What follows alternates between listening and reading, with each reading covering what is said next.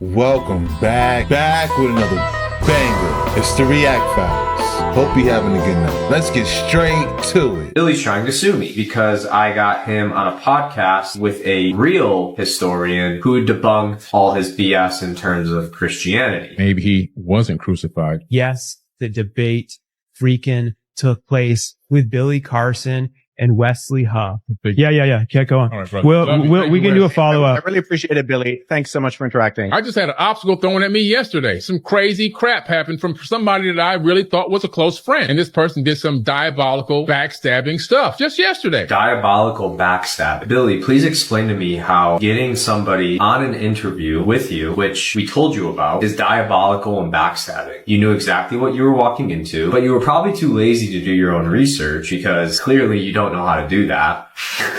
And you didn't look up who Wesley was. And because you came face to face with a real historian and linguist, the fraudulent documents you like to claim as truthful have nothing to stand on. You didn't like that you got exposed. Shout outs to the Bible Truth channel. This is crazy. I guess he's the guy who put this all together. I thought the host was the guy, the friend, but yo, this done got messy. Billy Carson is attempting to sue me. For those of you who don't know, I was invited to interact with Billy on a podcast that he agreed to come on. It was not his podcast, where he was notified beforehand who I was and what we'd be talking about. After that debate took place, Billy attempted to suppress the footage. That didn't really work. I've released clips from that conversation. Well, Billy does not want you to see those clips and has sent me a cease and desist letter. I was really hoping that this could be an opportunity for Billy to learn, to see the major errors that he's been repeating and turn this into a learning experience. I even offered to follow up with Billy in order to show him how and where he could find accurate and credible resources in order to make sure that what he was saying was verifiably correct going forward in the future, so he and his audience could learn and proceed knowledgeably. Billy did not agree. But unfortunately for Billy, agreeing to a debate, losing that debate, and feeling embarrassed about that loss does not constitute legitimate grounds to litigate. Billy, I will agree to all the terms and conditions of the cease and desist letter that you have sent me if you agree to run it back, sit down with me in person, and have another discussion. This is my formal response. Bro, this went totally left. It was a hit piece. I'm convinced. Yeah, this was a hit piece. Billy got baited. He bit the cheese and things got messy. This is exactly what happened. And I see where Billy's coming from. I see where these people are coming from. I would start off by saying, I don't think this was a debate. I think he was blindsided. Wesley Huff is no joke. The dude say, yo, I got a friend. That's like Kanye saying, yo, I got a friend to help me go against 50. He brings out Jay-Z. That's what this was. Like, oh, okay. Like I said, this could have been did a better way. They was maybe on the Joe Rogan podcast. But you'll see. You got the footage right here. I'm here with my good man, Billy Carson. If you want to, I guess, go first, Billy, as to how you came about, like the findings where it seems that Jesus was not crucified, or that's not accurate. Sure. And in my videos, and if you listen to the podcast, the statement is according to the Sinai Bible. And the text there actually is about 12 to 14,000 differences between the Sinai Bible and the King James Version of the Bible, which came much later. And then also one of the things that were interesting is that they discovered the book of Jesus is, according to some scholars, that's a little controversial, but they claim that this is an accurate record that Jesus may have even been married, which then, adds more, if that's true, it adds more to the hypothesis that maybe he wasn't crucified. I just personally believe that Jesus was an amazing human being. I don't think that he was the Son of God in the sense that he's God, but that we're all gods. As he said, ye are gods. And I just personally believe that the return of the Christ is the return of the Christ consciousness. When we can all achieve a certain level of knowledge, wisdom, passion, understanding, empathy, love that he came to this planet with, and we get that in our mind and our consciousness, and we can act on those incredible emotions and that understanding, that the whole world is going to transform instantaneously. And I think that the second coming is the coming of the Christ consciousness to the planet, not a human being flying back to Earth to save people. That's just my personal understanding of how I've perceived it over many, many years of going through this information and going through all this text. when you say the Sinai Bible, what are you referring to specifically? It's the biblical text that was written. It made it into you can actually look it up on Amazon. It's a Bible called, I have a version at home. It's called the Sinai Bible, right? From Mount Sinai. I'm assuming that's the mountain that they're referencing there. But they put together their own version of the biblical text prior to the King James Version being put out. Sure. So when you refer to the Sinai Bible, would you be referring to Codex Sinaiticus? Like the codex that comes. Okay. That's why I was trying to get some clarification, because so you can actually go and see Codex Sinaiticus is at the British Library. So you can go and see it. It's on display. And the British Library has actually digitized the entire manuscript. So I work with manuscripts in my linguistic work. I'm an expert on early Christian scribal culture, and particularly in Greek and Coptic manuscripts. I actually have a facsimile. So I have a photocopy that was done by the British Library of Codex Sinaiticus that I work with in my office. So I have it here. And the only reason I asked for clarification is because I want to make sure that what I'm addressing is actually what you mean. Gotcha. And not addressing something else. Because the Codex Sinaiticus in particular is just it's a 4th century Greek manuscript. Mm-hmm. It comes from approximately between 325 and 350 AD. And its text of the Gospels reads almost identical to the modern Greek text that we develop translations from. So my curiosity is just simply in kind of exploring when you say that it denies the crucifixion or that the crucifixion isn't there. I mean, I can go on right now, Codex Sinaiticus, and I can look up the end of, say, Matthew 27, where it has Jesus being crucified. There you go. And that's in Codex Sinaiticus, or, the John 19, or any of the other ones. So I think my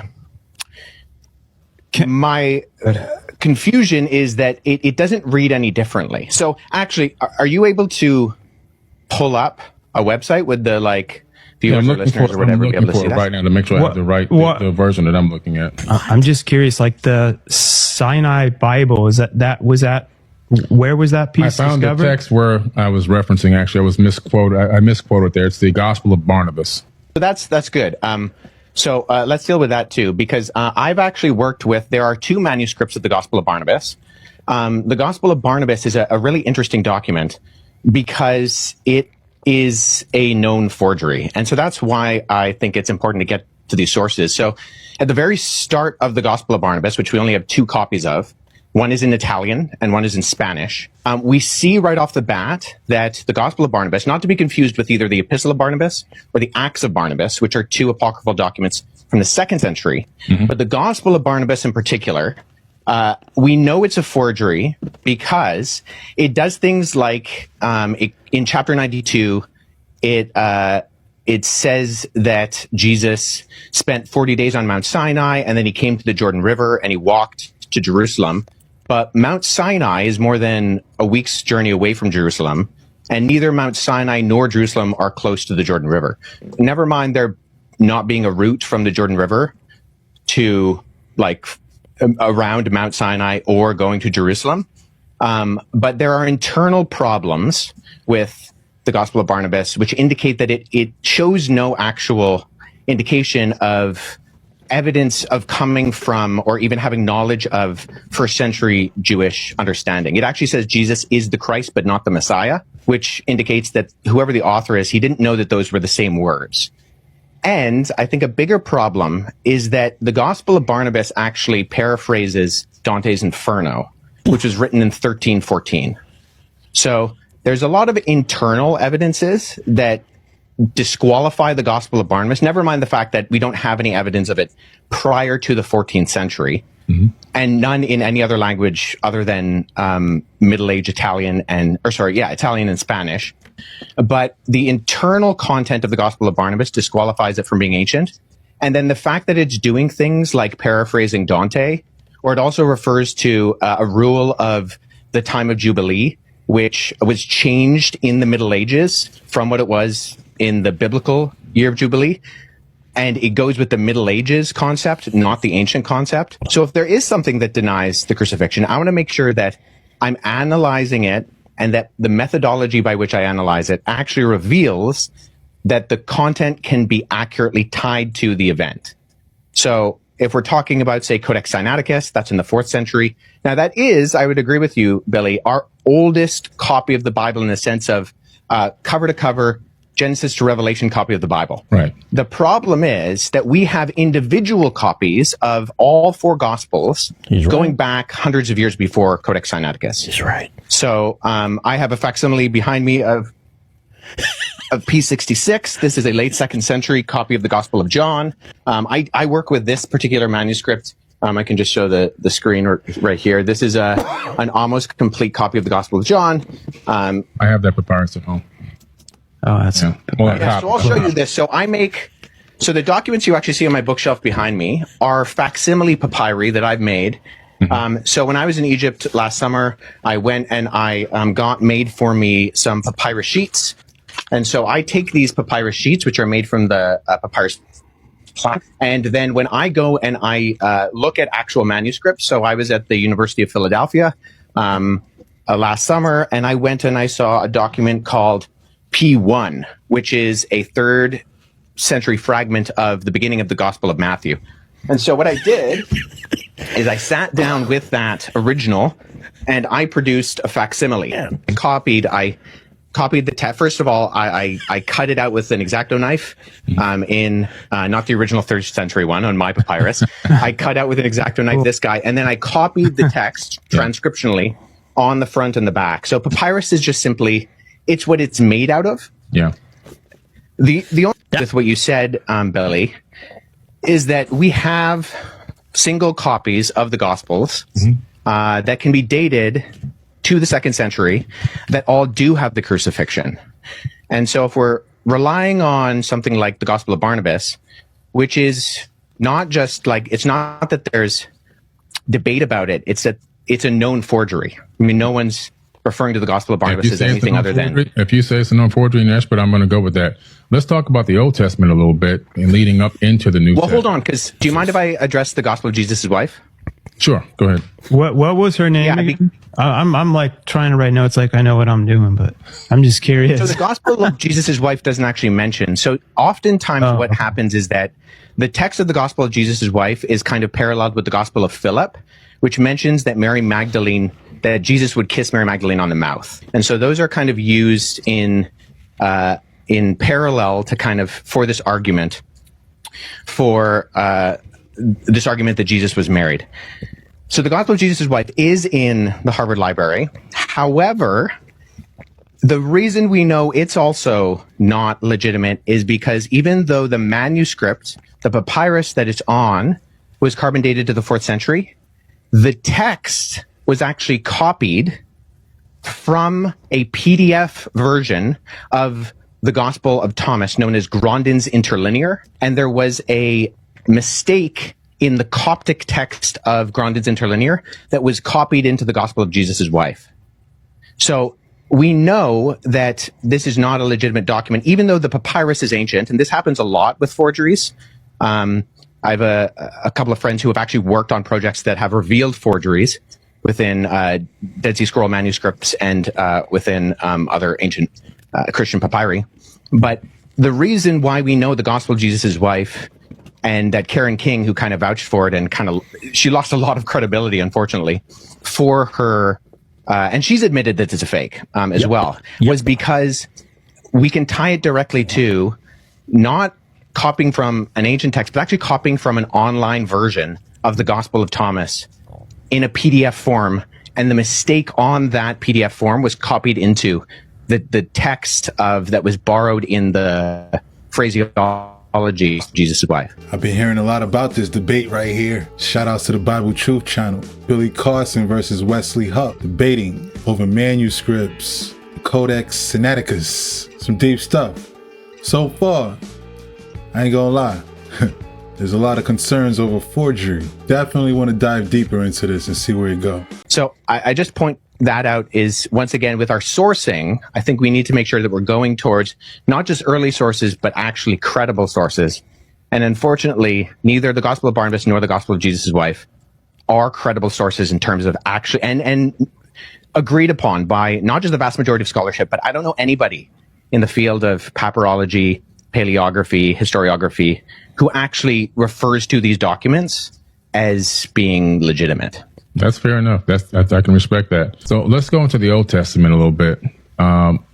Predominantly, from my research, I discovered that a lot of information from the Enuma, Elish, and the 7 tablets of creation is a lot of in Genesis, a lot of the creation story that comes into Genesis. Not all of it, but because obviously Genesis is a much smaller version of a much bigger story.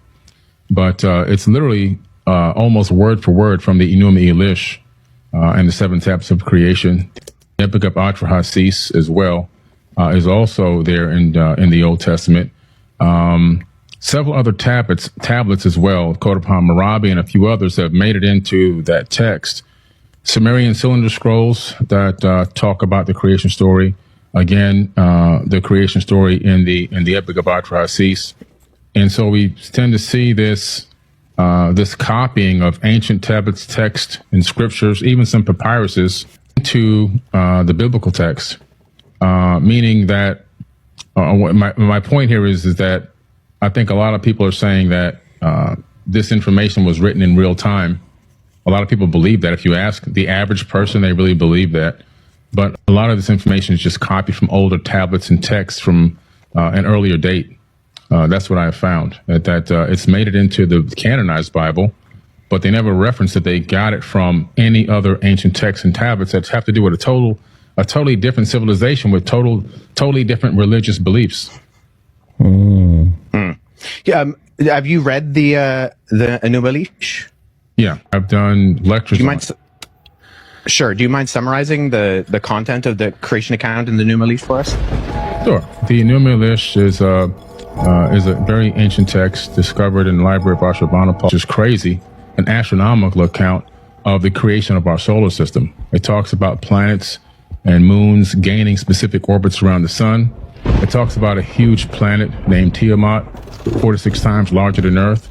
Earth didn't exist at the time that this, according to the author of this text, which is pretty interesting.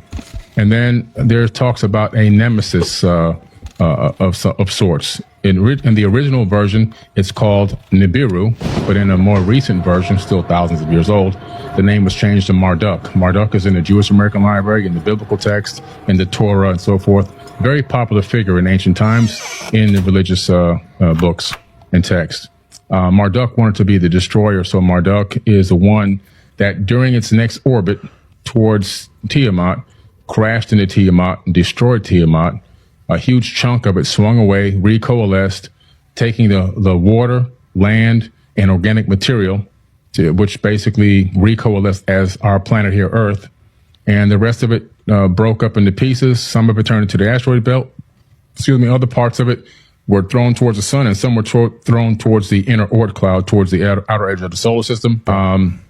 This planet, or this moonlet that orbited, but supposedly a brown dwarf, based on the description of it, gained a very strange orbit around our sun. And we have the scientific evidence now also to match with NASA's data, where we see that Saturn and I believe Neptune switch places.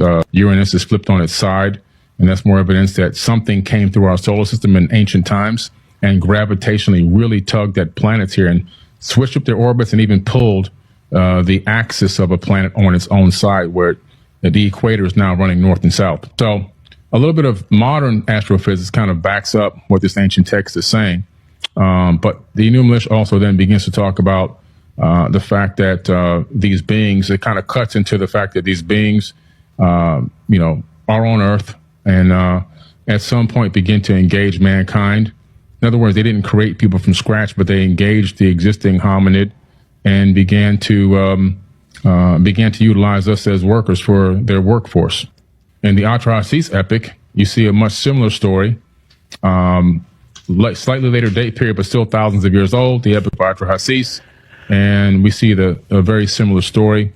And we see where the sons of God literally came down to earth. They came from Mars, according to this text. If you read the translation of the planet Mars and to English, and then they went to battle. They were going to go to battle in South Africa against Enki and Lil and Anu, and they come to terms without going to battle. They argued that they needed women, human women, believe it or not, and they also wanted a workforce. They didn't want to continue to do the labor. They were cleaning out the Tigris and Euphrates rivers, digging canals, building cities on Earth, and according to the text on Mars, not according to me. And a decision was made by Enki and Anu and Enlil to allow this experiment to happen, where they would take the existing hominid here. They would slay one of the gods, meaning that they would somehow, some type of genetic modification or manipulation, in my personal opinion. That's my personal hypothesis. But in the end, it ends up being that human beings are now doing a lot of this labor and worshiping these people as gods, as they, my personal opinion, masqueraded as gods. A lot of stories there, parallel stories that you see in the Bible, even the Tower of Babel incident and many other crazy stories that are in the Bible. You can find a lot of those true stories in the ancient texts, like the Epic of Gilgamesh, where you can find the true story of Noah. They found the Noah tablet to give him instructions on how to build the ark. It wasn't a big boat. It was a round disc that he built with there's sections cut up on the inside like a pie. That was discovered about 4 or 5 years ago. I believe it's at the British Museum now. So there's a lot of text that's just been covered and copied over into the people are just became a cargo cult, worshiping people that were masquerading as gods. I do believe in God, by the way. Let me make this clear. I believe in God. I believe I believe in that there's a creator of the universe. I believe that the fact that we're here, I believe this universe is imbued with a divine energy and a divine spark that lives inside of all of us. I just don't believe that the God of the Bible is truly the creator of the universe. I don't think that God needs money. I don't think that God needs sure. Do you mind if I just jump in here for a second? Because I think we've kind of gone on from the original question. I appreciate that. I do have a few issues with your summary, Alden version. My Acadian's not great, but I sat down with a seriologist friend and we walked through it a couple of years ago. So I think that there are components of what you said that I would say are in there. I'm not sure it's the best summary. Nonetheless, okay, going with what you said that there were like verbatim parallels with the biblical creation story. Even just going off of what you said, which I think there are components of that I would agree with, the Battle of the Gods, the concept of Enki and the younger gods, and they fight Tiamat, and then Marduk, who swears he'll defeat Tiamat, and Quinku, who kills Tiamat by shooting her with an arrow, and there's this big battle, and then the gods that die end up being the earth and the sky and even us, because we are the end result of that battle. I'm just curious, when you say that there are not just parallels, but there's actual copying, looking at Genesis chapter 1 and 2, where the creation story is summarized in the Bible, what are the actual kind of parallels there that you're looking to? Because as someone who's read both, I not only do I not find parallels, I actually, and this is the majority of ancient Near Eastern scholarship with me, think that Genesis chapter 1 is actually an apologetic against documents like the Enuma Elish. So what are the parallels there? Separated the waters from the waters, for example. That's in the Enuma Elish, and that's also in the biblical text. Okay, that I would agree is a parallel. The only reason I highlight that is that if you're making this the argument, because if you brought it up, and I mean this with all due respect, there are superficial parallels. I would agree. The separation of the water, the concept of the earth being formless and void. That's also in the Enuma Elish. However, I think all the other details, it's the details that make the difference. And if we're looking at not the superficial crossovers, but the actual themes and concepts of what it's saying, you don't have a creation within 7 days. The Bible's not going to take the Enuma Elish and put it into the biblical text. There are certain words that they utilize that let me know that they copied it from that text.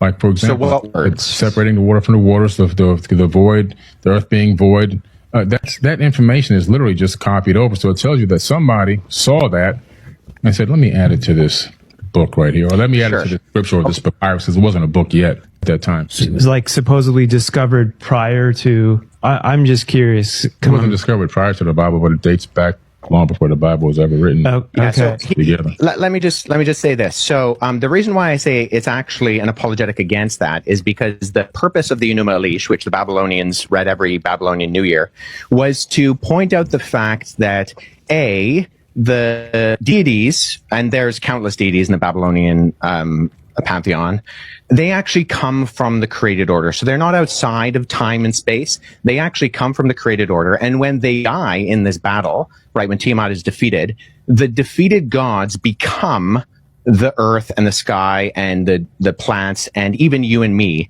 And in that sense, the theme is that you don't actually have any purpose or end result, and you're not created in the image of God. In fact, in the ancient Babylonian system, only the kings were created in the image of God. And what we see that is counter to that is that even, sure, there's superficial, divided the waters, but we find that in almost every society and culture. That's not a parallel as much as it's just a generality. I would say what we see within the biblical account is that God purposefully creates. There's only one God. He purposefully creates, and then he creates and it's good. And it continues to say it's good 7 times. And then at the end of chapter 1, just for, the thick people in the original audience, it says, and then it was very good. And then he creates humanity, not kings, but simply the humans that he creates in God's image. And they have purpose and meaning, and that instills them with this creation order. And that's not what we find in the Enuma Elish. In fact, we find the opposite in the Enuma Elish, is that the created order is not good. It's a mistake. And that you are not created in the image of God. And there's a reminder that regular people are not created in the image of God. So linguistically, Hebrew does have Semitic ties with Akkadian. Doesn't with Sumerian. Sumerian is a language isolate, a glutenizing language. But I would say, just with all due respect, the parallels linguistically are not there. There might be superficial kind of concepts that are there, but they're so superficial that we can find them in everything. In the sense of, I'm in an office studio, you're in your office studio. That doesn't mean that that we're the same people or we're even in the same place. Does that make sense? Yeah, but I don't agree with that. I just if I have all these texts out, there's a lot of different information that you can see. This a lot of it's been copied word for word into the biblical text. That was a lot of information right there. Shout out to Billy Carson and Wesley Huff talking about these ancient manuscripts. I'm looking at this as 2 scholars having very intriguing conversation. I think the fact that this is being talked about is awesome. But what's the word in your version of what you believe in, you keep saying that God's a he. Yeah. And so where do you get that from? Throughout both the Hebrew Old Testament and the Greek New Testament, you have the masculine singular pronoun used for God. And why is God a man?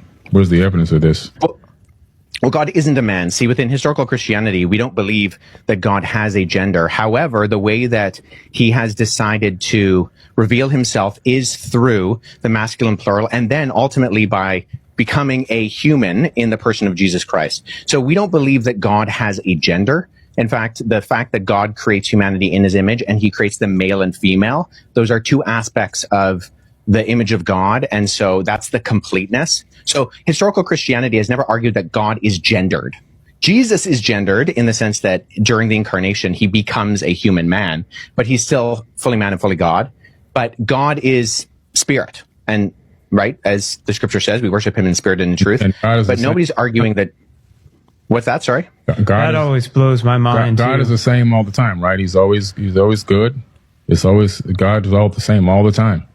Right? But we do see that in Scripture, God has revealed himself through the masculine plural. And there are aspects of God's character that we see within Scripture that do actually communicate. Jesus says that he longs to gather Israel like a mother hen collects her chicks. So we see aspects of the feminine of God, not meaning that God is feminine, but that the image of God reflects both the masculine and the feminine. And that's why when, the two become one flesh, there's a uniting of that reflects the image of God as well. Do you within believe that the majority of marriage. Do you actually believe that the majority of Christians really believe that God is not masculine, that God is has both aspects? If you ask, it's irrelevant what the majority of Christians believe. On the road, how many would tell you, that God's not a man? They've never been taught this. Well, I was taught it growing up. I was taught it in when I was a child, when I went to seminary, when I went to Bible college. I was taught it in graduate school. I would say I would say a few things to that. I would say, in one sense, it's irrelevant what the majority of Christians believe, because what historical biblical Christianity articulates is what they should believe. There are Christians who run around saying all sorts of things that are not in conformity to biblical, historical, Orthodox Christianity. And they shouldn't believe that because it's irrelevant. And so if one Christian believes something that is not in line with biblical Christianity, that's on them. So God is not gendered, but he does express through inspired scripture the masculine the masculine pronoun. Understand that human beings are going to take that and abuse it to put their boot on the neck of women for eons. It's pretty interesting. Also, I'm trying to understand. Yeah, so hold on. Let me speak to that. Can I say something there real quick, guys? I have to. Yeah, sure. There's a really great resource written by a friend of mine, John Dixon. It's a book called Bullies and Saints, where he goes through a lot of the instances of we're obviously going to find abuses, and every human being is going to find a way to exploit whatever is presented to them. So in one sense, I think we can say, isn't it convenient that God used the masculine plural pronoun? The masculine pronoun. I keep saying plural. It's just a mistake. The masculine pronoun. And we can say, oh, sure, that's convenient. Maybe, but it is how he has revealed himself to us. The difference is, though, I think historically within Judeo-Christianity, you have this ethic that we were talking about before that I think is fundamentally different than what we find in things like the Enuma, Elish, the Atrasis, and other things, in that we are created in the image of God. And actually, one of the earliest criticisms of Christianity are by individuals like Celsus, who is a Greco-Roman philosopher in the 2nd century, where he accused Christianity of being foolish, dishonorable, and stupid, and he called it the religion of slaves, women, and children. Why?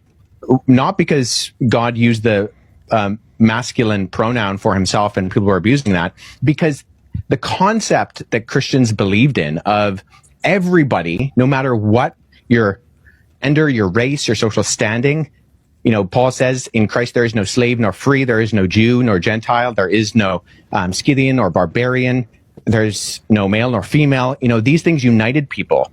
And we can see there's a historian named Rodney Stark. And in his book, The Rise of Christianity, he actually says that you can track empirically the agency of women across the ancient world by the movement of Christianity.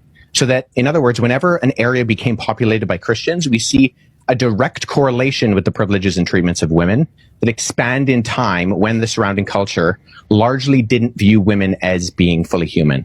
So I think we're always going to have abuses, but if there's one worldview that exists that gives agency to people and says that everybody has worth by nature of being just human, it's the Christian worldview. And that's where I think it's very different. So we can argue about why we think God should or shouldn't have revealed himself in his pronouns. But I think that's actually irrespective of the historical reality that we see within the impact of Christianity, particularly on the West, but around the world, and how it gives agency to the marginalized. I've read a lot of the literature that you're talking about, Billy, the Enuma, Elish, the Atrasis, the Bhagavad Gita, the Epic of Gilgamesh, and I've read some of them in their original languages because I've tried to be a good historian and go back into the primary sources.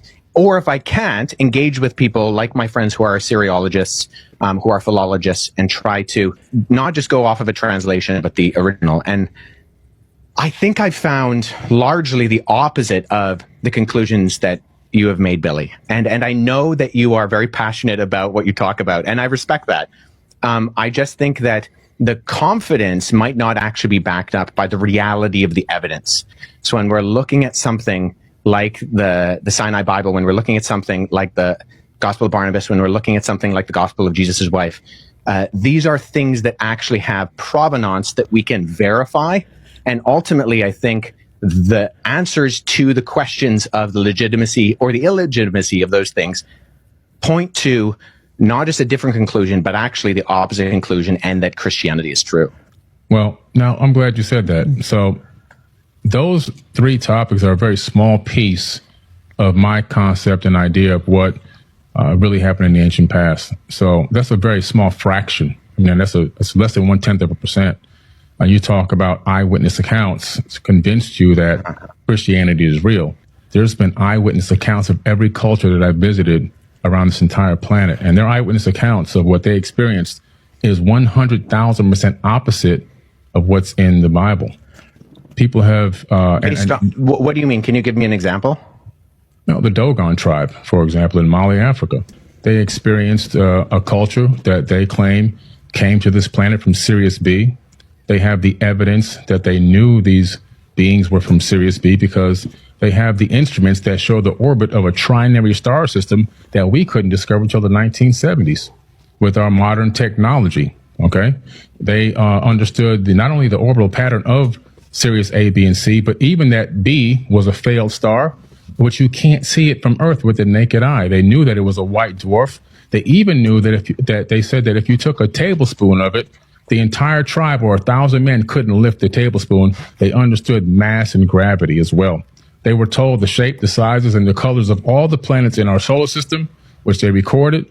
And there's only one wisdom keeper, and that person can never be touched by a person. If they get touched by another person, they'd actually be killed. And then they eventually have a mentee that they break down that verbally handed down knowledge to. And that next person then takes over and becomes the wisdom keeper. And they've been doing this for thousands and thousands of years. And science, modern science, has found all their information to be 1,000% accurate. Then you have the Hopi tribe, even having an account of them being taken underground, which you don't see just only in America. I just came back from Turkey. You have the people from Turkey in Mesopotamia also being taken underground into a place called Derinkuyu by these beings, by these people, a structure that's built 12 stories deep underground, that's made out of volcanic tuff, a very soft stone. And if you don't know what you're doing, it'll actually collapse. There's no evidence of any collapse. And it was thousands of years old. It was reused many times. So the mainstream story about what it was used for to hide from Romans is actually false. This place is ancient.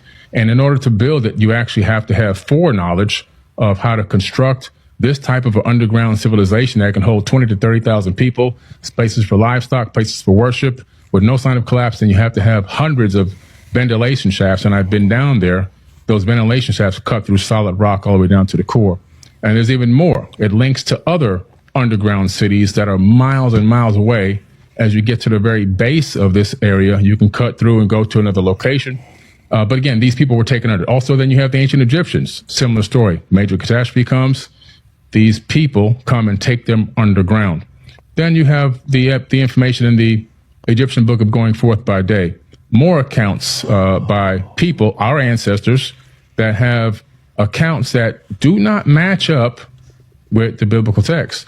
And so all of a sudden we're saying that all these cultures, the Aboriginal people, I can go into them as well. I've gone for walkabouts in Outback, in the Outback, and the Aboriginal elders, same thing. They were seated here by Pleiadians. This is their verbal handed down history for thousands of years. And I can go around the world and I can come up with all this information from all these eyewitness accounts from people that should be respected, dignified, and shouldn't be scoffed, and that we're now saying that all this information that they put forward, all their verbal handed down history, all their written history, that's got to go to the side because this one text is 1,000% accurate.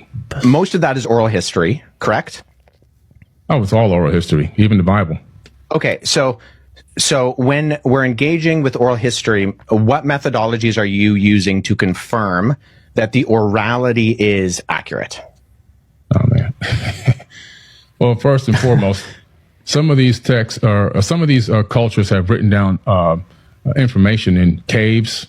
You've got cave paintings. The Dogon tribe actually have not only written down. Sure. No, caves. I don't disagree with that. The question is one of methodological analysis. So you have to have a method by which you can find either that something is falsifiable or that there are avenues by which you can show internal and external accuracy of credibility. So this is what we do with documents. This is what we do with the ancient gospels. This is what I do. I've worked on Xenophon and Plutarch, and we look at internal evidences and the external multivalent corroboration to try to figure out, okay, yes, we have all these stories. Great. I don't deny that. But as a historian, as someone who's trying to figure out what is accurate, how do you know if I use the term verisimilitude, do you know what that term means? No, but I can tell you this. Tell me how the Dogon tribe saw Sirius B, knew the orbit of Sirius B, a trinary star system, accurately, and can show you the orbit with a special tool that they made that was given to them by these people. How do they know the shapes, the sizes, the colors, and the orbital pattern of all these planets in our solar system and other star alignments that they would use to have something called the Ziggy and planet and their own harvesting and planting and so forth and so on? That's not enough evidence that there's something. Well, I'm not aware of that particular case. And even, I would grant that, the ancient people are far more technological advanced than we give themselves credit for. Just because they're ancient doesn't mean they're stupid. I am well aware, as someone who has done both investigation of the past and done archaeological analysis, that is a reality. It isn't clickbait. I actually debated Billy Carson. Let me tell you about it. So last week I got a message in my DMs from a podcast host saying he knew Billy and that Billy was going to be in his studio the next day, and asked if I'd be willing to come in and discuss some of the things that Billy has said very publicly about Christianity. Now, this particular podcaster lives in Florida. I live in Toronto, Canada. So with less than 24 hours notice, I just wasn't able to be in studio. But I did say that I'd be more than willing to hop on a virtual call and interact with Billy that way. And for the record, I also made it clear that I didn't want this to come across as some sort of trap or gotcha. If Billy was willing to interact with me knowing who I was, that's great. But I said specifically that I did not want this to be some sort of ambush. I was assured that this was not the case. I was being invited. Billy was being notified of that, and that we would have a respectful and good faith discussion. And as far as I'm concerned, that is in fact what took place.